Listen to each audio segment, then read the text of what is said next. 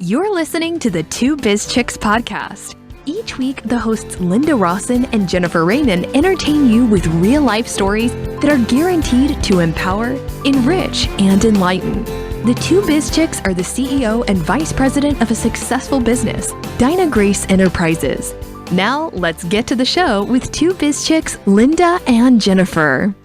Hi, I'm Linda Rawson, and I am with 2BizChicks, along with Jennifer. Hi, I'm Jennifer Raymond. And today we have the special honor to interview Elizabeth. And I've known Elizabeth for years, and she's just really an impressive icon, I feel like, in the Hispanic community as far as coming to this country and making a success.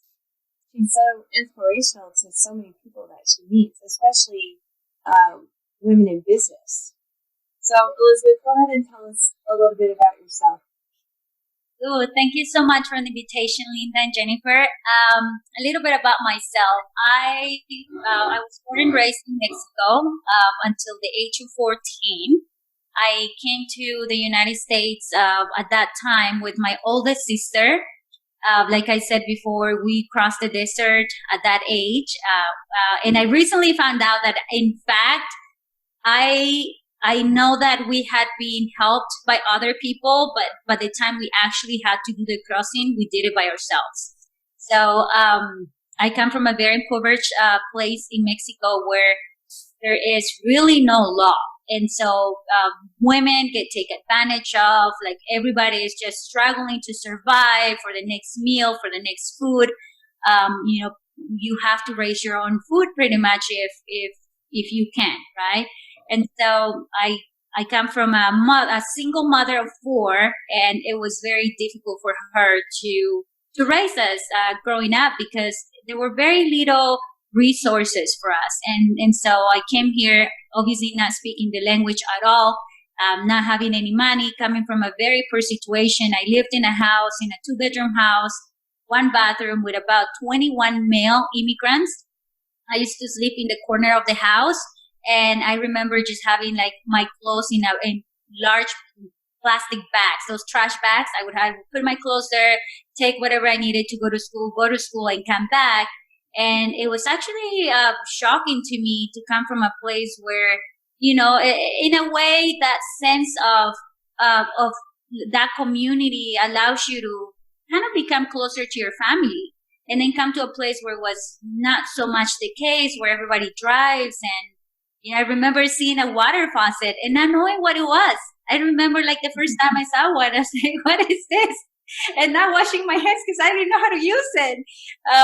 Even like bubble gum that was like different colors and stuff. So a lot of things I remember not even wanting to go to the bathroom because I didn't know if that was the girls' bathroom or the boys' bathroom. I could quite see a picture, but I'm like, what if I go there and it's not there and somebody asks me something and I don't speak English? It was a whole ordeal. And then going from that to opening a business to owning multiple real estate property, to just doing a business in real estate, from living in this country for over 20 years undocumented and being able to find ways to continue and to succeed, and to knowing that I was told that I was different, knowing that every time I got pulled over by the police, I was so fearful to get sent back to my country, knowing that I could get deported anytime, not feeling able to call the police, not even able to go to a bar because I didn't have an ID to go to a bar here, in the state that I live in, and living a different life of fear and panic all throughout, but still making it, still telling myself that even though the first time I walked into the city building, being extremely fearful about getting deported and like feeling the panic in my body, and still be willing to go in that building, to the unknown of the building, knowing now that it's just walking into any building. But back then it's like, oh my gosh, it's a big deal because other immigrants tell you stories about how if you go into that building, you may not come out. Immigration's going to take you back. And so I went into that building and I wanted to get a business license for cleaning because that was my first business. And I remember the lady saying, "Oh, let me just take your ID. I'm going to go in the back." And I about run out of that place. Because I'm thinking, this is where she's going to call immigration, right? Oh, no. And so I was like, but I was too shy to keep running, like to just walk running. And so I stayed and I'm like, okay, I'm just waiting. I'm literally just waiting to be sent back, right? I'm like, okay, the police is going to show up at some point and I'm just going to be taken back. And I kind of like just gave up. I'm like, okay, this is it. And then the lady comes back. She hands me my ID back and she's like, "You're going to get your license in 2 days." And I'm like, oh. And I'm like, oh, no immigration's coming? So I thought that they're going to go to my house. And for the longest time, I'm like watching to see if they're going to come for days, but they didn't. And so that's kind of my story of just going through all these things that it would have made it very difficult for people. You know, I bought my first house while I was undocumented.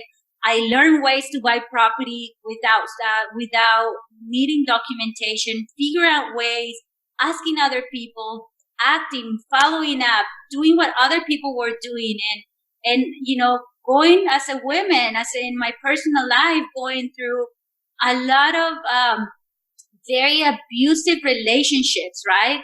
On one side, I was being very successful on my businesses, and on the other side, I was living a lot of pain in my own personal life. And that combined for me to be very compassionate and understanding and just understanding a lot of things in life and finding my spirituality, finding what's really meaningful for people. It's not the money you make, obviously. We know that, right? It's really the people that are around you. It's like learning to love. It's those little moments that you have with a friend while you're having a drink. I appreciate those moments more than anything I've ever, anything in life. So that's who I am. Yeah, that's really inspiring. That was a really great story. Yeah. Elizabeth, I want you to tell about one of my favorite stories about you is how you actually started your cleaning business and how you went door to door. Yes. And wrote these people into a fictitious schedule. Yes, I forgot that actually. That is so true. So I needed to clean houses, right? And I didn't have any clients because I just had gotten that goes with that story about the license. And so I would go with my mom with a bucket and a mop, right? Mop and a bucket. We used to just go to actually the area that I live in today. So, here in Bountiful, where the golf course is, there were just houses of, what I thought is rich people. So we got to go there because the rich people are going to pay us. And so I would go with my mom and I would go just knocking on doors and just asking people if they wanted cleaning. And luckily enough, people would open the doors to us. And some of them were a little bit skeptical, of course, right? And I remember that I would go into the houses and people will say like, yeah, okay, yeah, I like what you do and how much do you charge, and we'd agree. And they'll be like, and then I fill out like my schedule with fake names. And I will tell people like, oh, I cannot do Thursday. I knew everybody, like, I somehow understood everybody like Friday. And so I would say, no, these days I'm fully booked. I was not booked at all. Like I would tell them I'm fully booked, but let me get back to you. I'm going to see if I can accommodate other clients to get you in my schedule. Man, you bet. As soon as I left the place, 10 minutes later, I was calling them and saying, oh, I have an opening that day. And so because I didn't have anybody, but I wanted to people think like this is not my first client, because nobody wants to feel that you're just my first client. You have to trust me to get into your home. And so man, thank you for reminding me that. I totally forgot. And then eventually the schedule did get full to where we had to turn clients down. So yeah, it was, in one of the stories is one of the things that did happen to me is that a lady led me to her home and she said, we agreed on a $60, and this is like a gigantic house. This is probably like a 5,000 square feet home, probably a little bit more, about that size. And she said, you guys look like good people, but she was very strict. She said, you guys look like a good people. I'm going to give you the opportunity. And this is what you have to do. And she told us everything we needed to do. And she said, but if I don't like what you do, I'm going to fire you. Like right there and then. As soon as we finish, we'll get fired. But our necessity was so big. Like I remember cleaning for $40 for like 10 hours for people. Because I needed I get fired from jobs because I didn't have a social security number. And I get fired after job after job. And I'm like, I needed to eat. And so sometimes I'd have to be outside picking dog's poop for somebody for $40 for a whole day and cleaning her house and pretty much doing anything she wanted for $40. And at the time I thought, man, that's a lot of money, because I was working $6 and worked 10 hours for $60 for $40 after tax. And this lady said, well, I'm going to fire you if you don't do a good job. And so I brought my mom and me, and like we spent like a whole entire day, two people, probably like 20 hours, right? You're there from day till night. So you're really making not much. And I wanted to say that 12 years later, I fired the lady.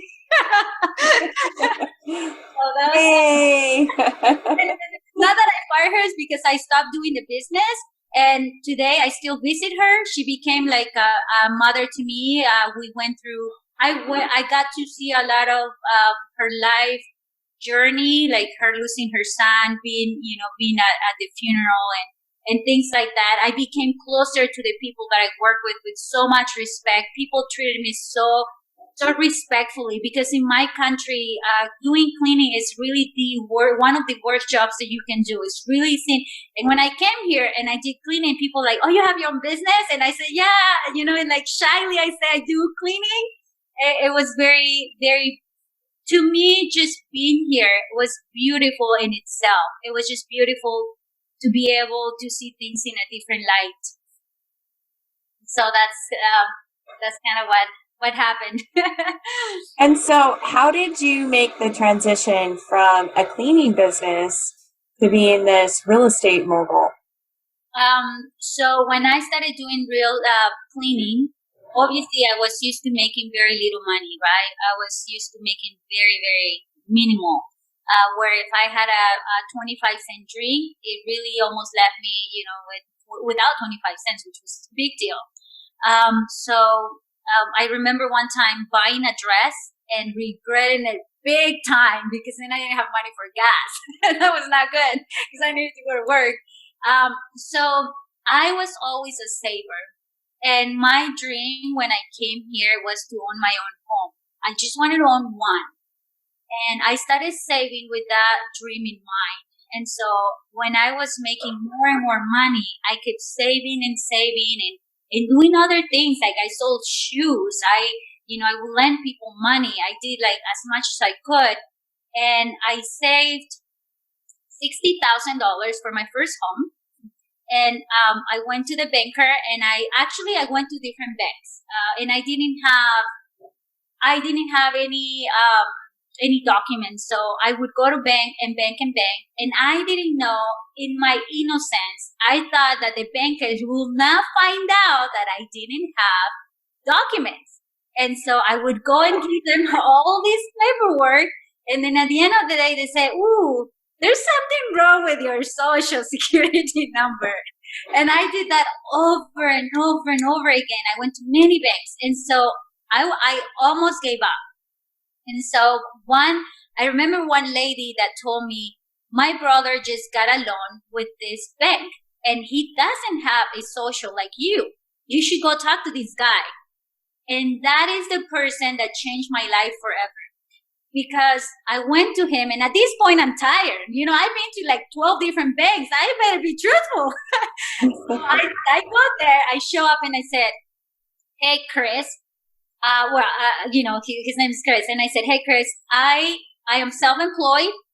I don't have credit. I don't have debt because I always paid cash for my stuff. And I was very, very frugal.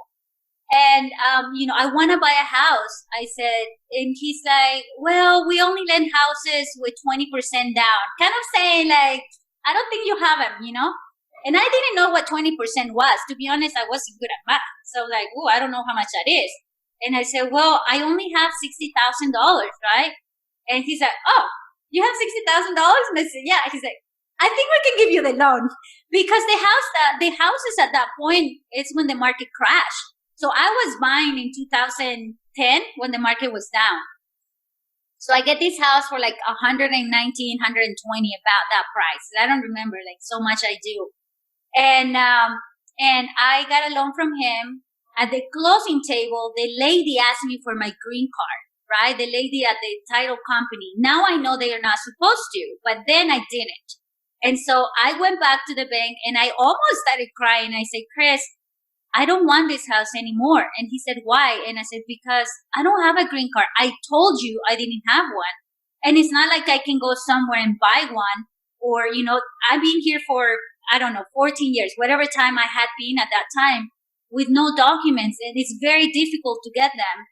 And he called the company. He called the title company. The bank called the title company and said, I am taking the risk. You are just registering the house, and so you need to not ask her for that. And so he's like, he spent a lot of time on the phone talking to these people and then told me, go back. So I went back to the lady and I said, oh, Chris, like I blame it on him. I said, Chris told me to bring my passport. And she had a total change of attitude. And if you look at the paperwork where I'm like my signature, you can tell I'm in panic. Like my signature is just like, I'm just signing extremely nervously because I'm like, this lady's going to call immigration. I'm going to get deported for trying to buy a house. So I bought the house and I paid it off. Then I bought a second house by the Salt Lake Community College, for like $80,000, 4-bedroom, 2-bathroom. Right now the property is worth over 200 and something. And then I paid it off. And then I bought a third property and I paid it off. And this is not like I'm making a ton of money, but I'm like saving a lot of money. It's hard. It's hard work. I remember when I got into the 10,000 Goldman Sachs small business, the guy came with me to that house. I still have it today. And he said, whoa, how do you pay off this house? And I said, do you know how many toilets I had to clean to pay this house? And he's like, you know what? He said, I've never seen somebody so humble like you. And I said, I just think that that's the truth, and everybody needs to own to what the reality is. I don't want to go looking like, oh, I have all this money, because it's really work. It's really a lot of work. And it's not just me. It's the people that help me in my business. It's the people that encourage me and the people that didn't believe in me too. That was encouragement as well. So then at the third house, I'm like, okay, I don't know if I want to be paying. If I pay houses off like this, and then I couldn't get the money out, by the way, because I didn't have documents. So whatever money I put into those homes, it had to stay there. And that was, I just knew there was a different way. So with the DACA, with the President Obama, he did this, he gave kind of like work permits to people that came here undocumented, but they went to school here, paid taxes. Like they just came with this stuff. And that's when the very first day I received my social security number in the mail, I immediately went online and I Googled cheapest real estate school. And that's what I did. And I don't recommend it. There was a reason why it was the cheapest. So that's how I actually got into real estate, thinking that there's got to be a different way, because I cannot be paying all these houses. I cannot be like working on stuff to pay. And yeah, in fact, there was. And that's how, I got into real estate investing. And that's how I got into real estate. So fantastic. I love your stories. You're so animated. I could listen to you all day. Like, I feel sometimes like, how am I still sane? After living all this crazy stuff, how am I still have sanity? I think any small business owner says that, right? Yeah, I agree. So Yeah, that's really good. what's your favorite business tool or resource that you use? For me, it's education. I think for me, my biggest tool has my most life changing moments, events have been reading about business in general.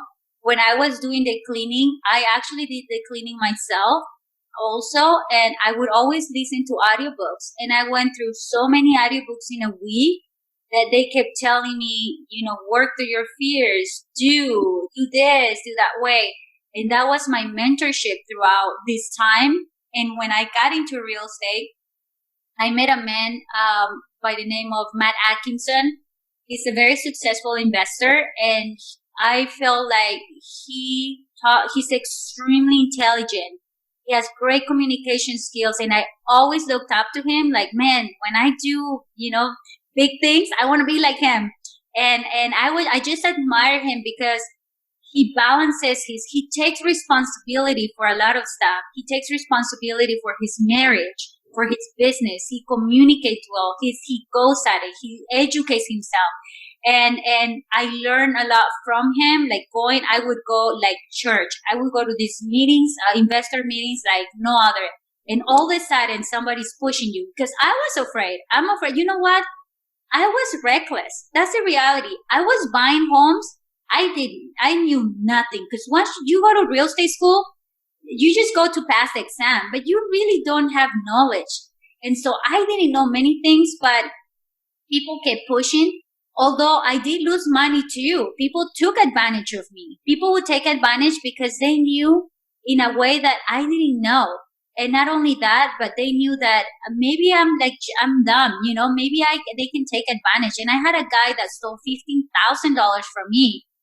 He came and he said, let's do this deal. And I remember he drove by the house. I was actually cleaning a house. Like, imagine how much labor it takes for you to come up with 15,000. And he came and I remember that it just felt wrong. And I should have followed my intuition, but I don't know. I think I felt like too shy to say no at that point, but he came to me and said, oh, you're doing great with what you're doing. Keep doing what you're doing. To me, that was kind of like a goodbye, And sure enough, the man took the money, spent it. He's still in real estate today. He was always marketing to new investors. So I'm sure he not only did this to me, but he did it to others. I actually contacted the police, but they said, because you gave him the money, he didn't take it from you. That's a civil case. So I couldn't go. I went to an attorney that happened to be related to him who told me, no, don't do anything. It's going to cost you a lot of money. So I learned the hard way too. I learned trusting the wrong people because, to be honest, even though I didn't know, I still had the faith that I could make it work. And I was afraid. Every time I took a house, I wasn't really very educated about. I didn't know, but I did learn from all of that. Eventually I knew that house will rent well, that house, if I did this, if I did that, how can I make it work? What do I need to do? And so I learned by doing, really. And then at that time, I remember I was going out with this investor. Eventually I met this investor and I was going out with him and he kept telling me and reminding me how bad I was. Like, you're not going to make it. This is not for women. This is not for you. You're stupid. You're dumb. Like, over and over. I'm like, this is a person that was abusive. I kept telling me this. And you know what? One day I got to speak at the event where I actually, used to see him. And I always remember that. And I always wanted to tell him, dude, not only I couldn't do it, but I freaking made it big. And so it's like a learned lesson for women, right? Because sometimes we don't see our own self-worth. And I think for me, I struggled for a long time with that. And I was just very responsible. I was very hardworking. I had good ethic. If I told people I'm going to be there, sometimes we'd go sick and we'll be there. And so that in turn in my mind keep telling me I'm going to do it. Then I fulfill my dream of having that home. Then I fulfill the dream of living in a home from the people that I cleaned for before. They're having my own house clean, and it's in that, but not forgetting about the other people that go with you in that journey. So that's pretty much how I got into real estate. I cannot. In a very long sentence. But so many lessons for so many people to learn in that. I think sometimes if you've had everything handed to you, you don't have any gratitude. You don't feel grateful for what you do have. Very, very true. To help other people. Yeah, and I do see that with younger generations where for us it was, what are we gonna eat tomorrow? Are we gonna have enough? Or I remember as little kids, my mom had enough for just beans, and she let us watch for the beans, like boil the beans. And so we're like watching TV, and then this commercial shows up that says magic beans, whatever, and then we remember we had in fact burned the beans that we were supposed to have for a whole week. And like you can only imagine the frustration of my mom because we like burned the little thing we had. And like I just went back to my country after 23 years and seeing where I'm from, seeing the place, seeing everything. I can only be grateful for my mom to be strong enough to bring us to another country, from coming from a very small town to bring us to have the courage to leave everything. She was left at the border by my uncle. He left her. He said, come. And when she was there, he said, I'm not going to help you. She was left with no money to move forward or go back. And just knowing that she had that courage. And this is why I don't understand why as women, we don't see our value. We don't see our worth. We don't see how powerful we are in everybody. And I speak of a woman because I'm one, right? I cannot speak of in a sense of a man. But we lack to see that. If we really look back and we see everything we've accomplished, even as a mother that doesn't have a business, even just as a mom, how far you've gotten to feed your kids, to make sure they go to school. As a business owner, how many employees you have, even if it's just one, just taking that risk that most people wouldn't, I think we would appreciate ourselves more. I think we'll be more of our own friends. And in fact, I do believe that the more you work with yourself, the more you work with your self-esteem, the more you work inside, it's just going to come out. And the more you're willing to give, the more you're willing to give advice, to help others, the more you're just going to receive blessings. It's just a fact. The more I help, the more I'm going to get in return. So there's definitely, would I leave all of this again? Maybe not, but I'm grateful I did. Because I did learn a lot, and I'm very, very grateful for the lessons, for having to wake up at 3 a.m. in the snowy days to be able to go clean buildings before the 7 o'clock a.m. manager showed up. From working at a hotel as a housekeeper and eating food from the people that left because we had very little money, and sometimes we didn't even have time to eat because we had to clean a lot of rooms. Seeing my sister who went to work and cleaned 16 hotel rooms while she was pregnant. And it's just like all these life experiences, when my mom took us out of that house with 21 guys, she took us out and we had nothing. We didn't have a bed. We didn't have a dish, not even a spoon to eat. And I remember like saving, my mom would give me $1 here, $1 there. I couldn't work because I was only 14 and she, like, immigrants knew that if you went to work at 14, you probably get sent back to jail because you're supposed to send your younger kids. Otherwise, we would be working too. And she would give me $1 here and there, and I saved the money. And that's the money we used to go to the secondhand store and buy our first, utensils for our kitchen and no bed, no nothing. And, that's like, I always remember where I come from. And this is why I always people realize that people are like, why are you not, being this way or that way? It's because, like I said, I'm not the money. I'm just that was just, my journey was so beautiful that I can understand, sleeping in a car, like sometimes in the snow. Like I got kicked out by one of my boyfriends in the middle of the night with a house we had purchased together. And he just one day showed up, and I was very young, I was very in love, and he just said, leave, right? I took my dogs and I left. And not only I left with nothing, I had to start all over again, and I had to sleep outside in the streets because my family didn't have much at the time either. So it's all these life experiences, not only in the business side, but in the personal side as a woman, what we're going through, right? When we have to still show up for work every day. I remember being heartbroken and showing up to clean houses and just crying and seeing my tears go into the tub that I'm cleaning and just wiping and keep going and keep going. And that's the resilience everybody needs to have. It's just to know that we are here for a bigger purpose.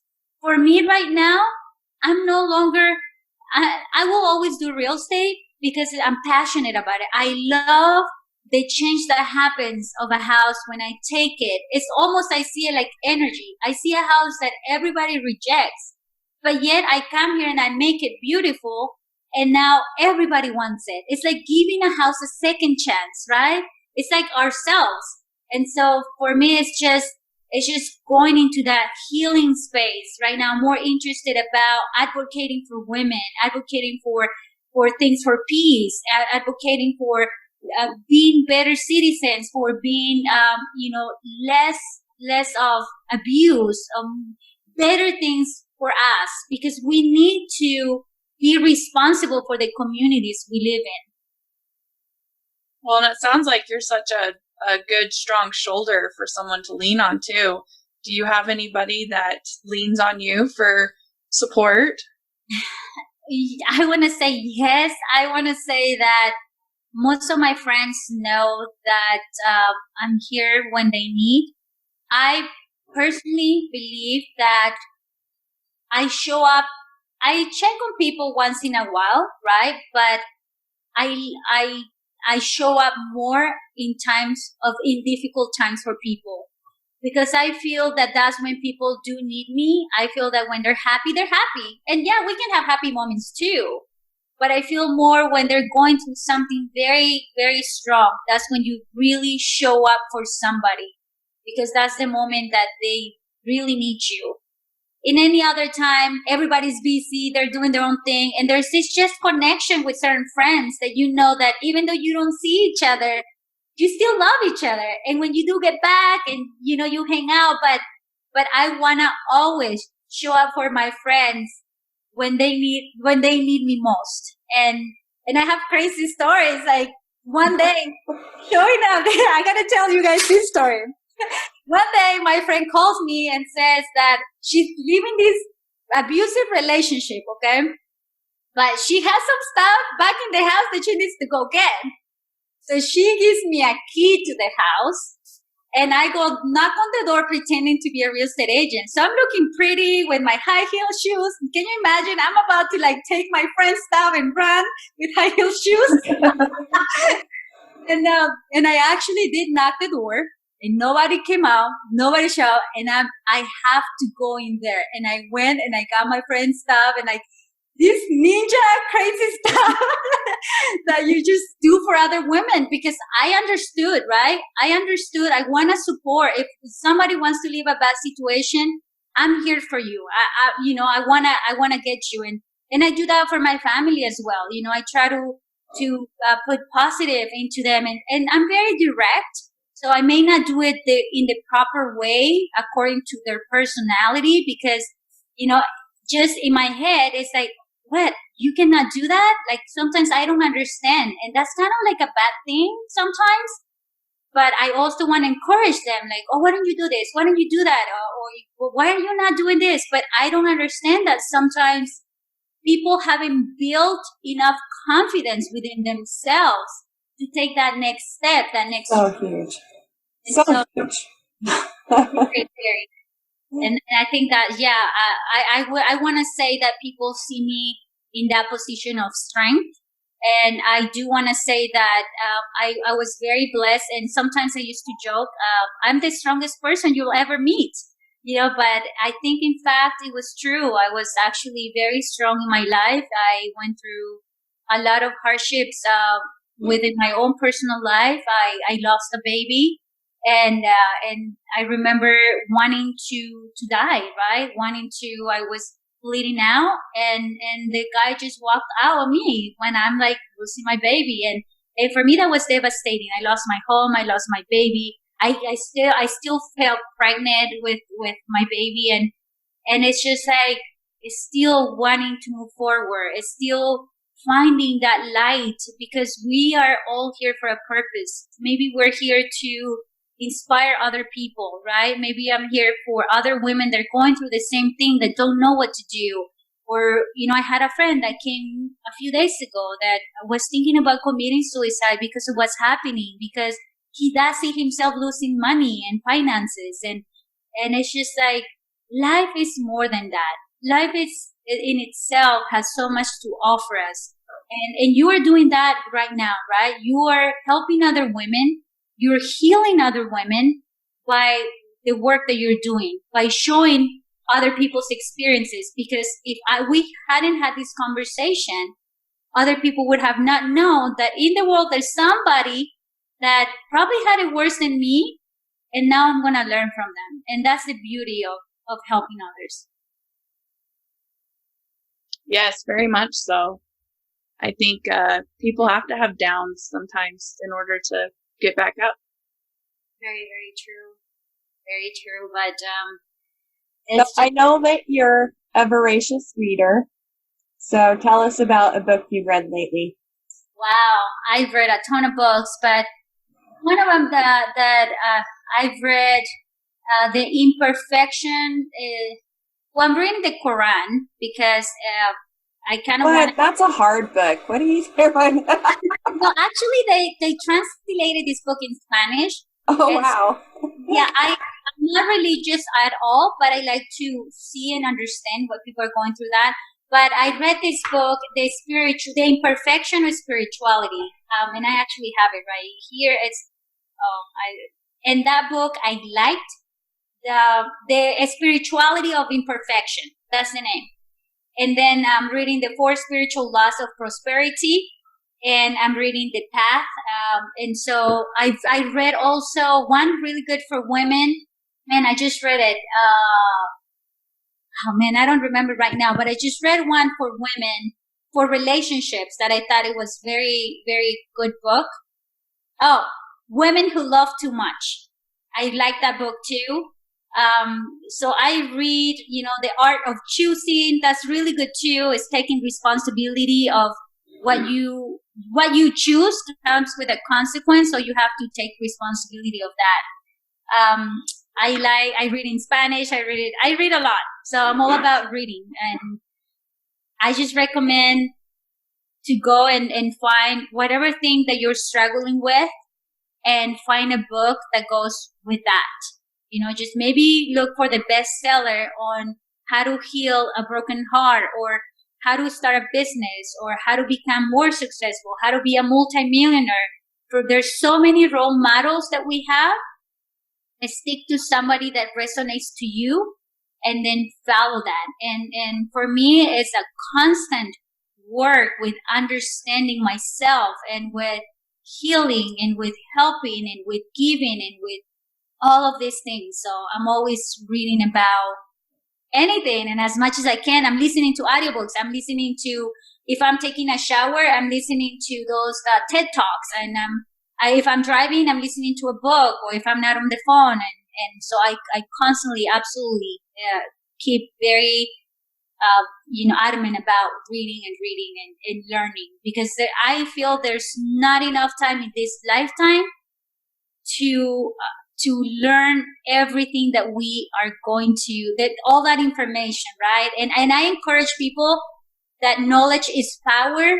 And in order for you to go that step ahead, for example, when I went to Mexico, I noticed that women were very much scared of leaving very abusive relationships because they were afraid of what's out there, right?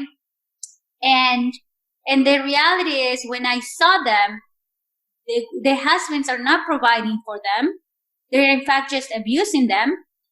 And they have to go and hunt for the food every day anyway. But in their mind, because they don't have that knowledge, they think otherwise. And so knowledge is power as long as you actually take action with it, right? Because otherwise you can read, like you said. I'm like just doing this whole plan, but never taking action. And so highly recommended to read. That's great. Lots of good books.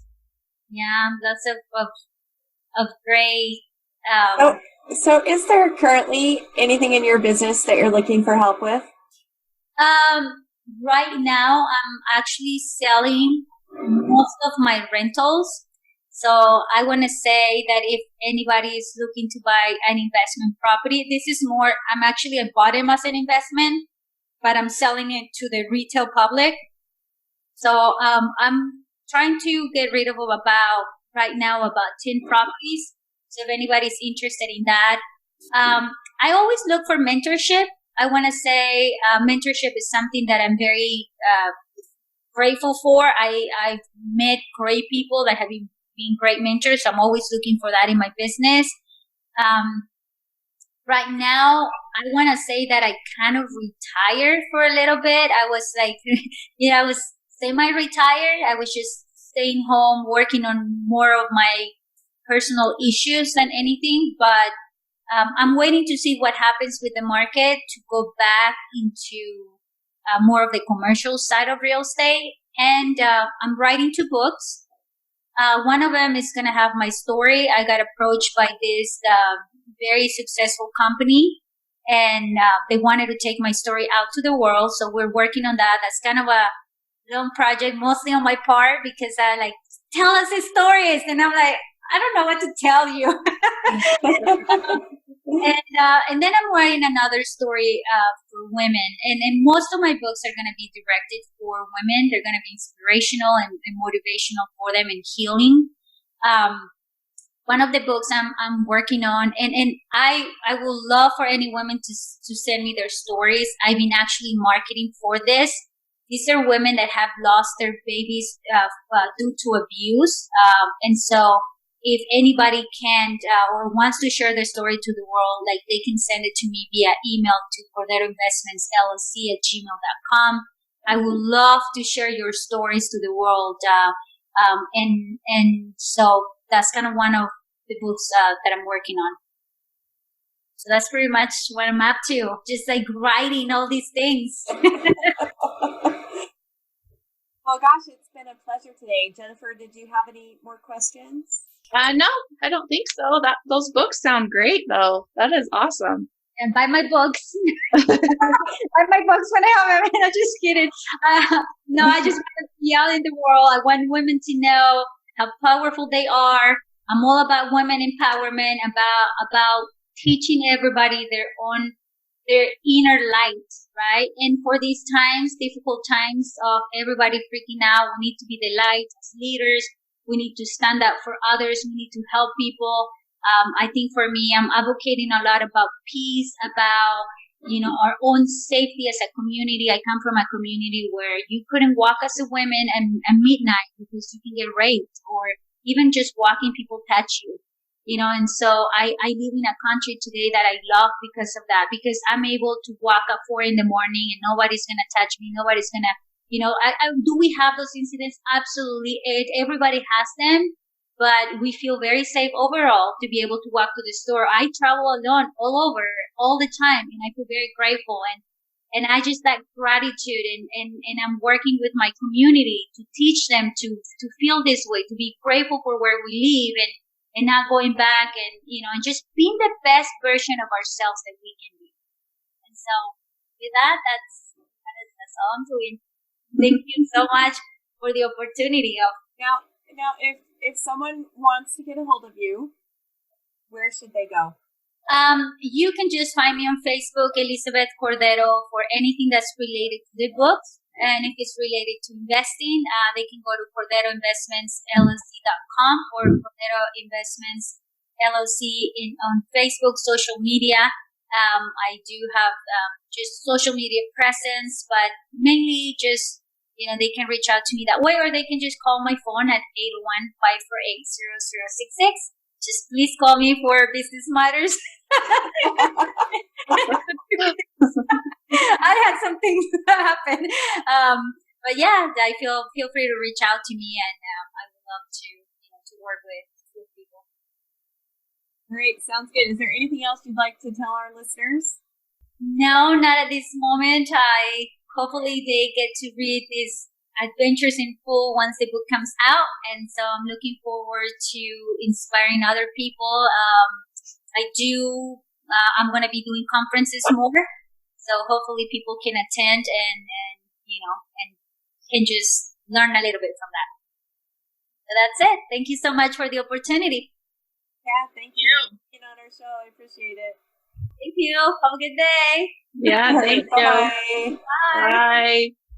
For blog posts, business tips, and more, visit the 2BizChicks website at 2BizChicks.com.